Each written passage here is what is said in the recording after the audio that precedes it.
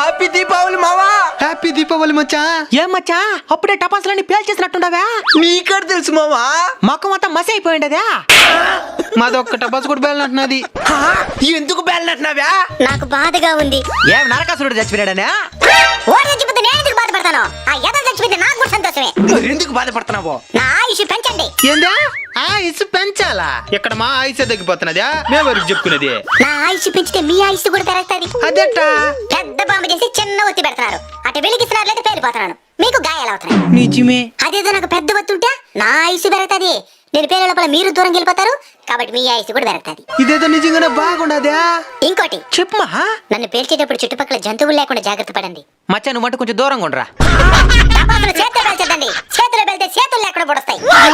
టపాసులు పేల్చేటప్పుడు అన్ని రకాల జాగ్రత్తలు తీసుకోండి. సరేమా. ఇంకోటి చెప్పమా. హ్యాపీ దీపావళి.